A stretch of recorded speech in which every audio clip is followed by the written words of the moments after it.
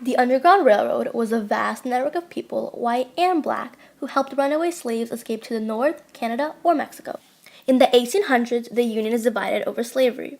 The South has slave states, while the North has free states. Due to Eli Whitney's cotton gin, which was invented in 1793, slavery has immensely increased in the South. But of course, some slaves did escape. In fact, between 1810 and 1850, the South lost about 100,000 slaves. But how did those slaves escape? The answer is the Underground Railroad. The Underground Railroad was actually not a real railroad. The Underground Railroad got its name during the 1830s, at the same time that railroads were beginning to carry passengers across the United States. This is very similar to how aides were carrying slaves out of the South. Underground Railroad also used a series of railroad terms as keywords. Aides that helped slaves escape were called conductors. Paths those aides took were called routes. Stopping places were called stations, and the slaves themselves were called packages. The Underground Railroad is set to start during the late 1790s when Isaac Hopper and other African American collaborators began helping escaped slaves escape in Philadelphia. This process set a pattern for the official Underground Railroad in 1820.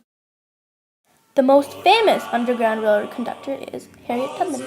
Harriet Tubman was born as Araminta Ross in 1819 in Dorchester County, Maryland. Harriet Tubman was born into slavery given the fact that both of her parents were slaves. Harriet Tubman escaped from Maryland to Philadelphia in 1849. Even though Harriet has officially escaped from slavery, she came back to the South 19 times to free her family and other slaves from slavery. Only a pistol in her hand and her faith in God, Harriet Tubman led thousands of slaves to freedom using the North Star escape routes in the Underground Railroad. The Underground Railroad was officially no longer in action in 1861 during the Civil War.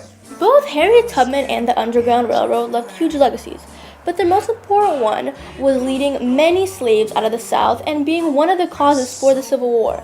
Both the Underground Railroad and Harriet Tubman made Southerners call for secure law on slavery.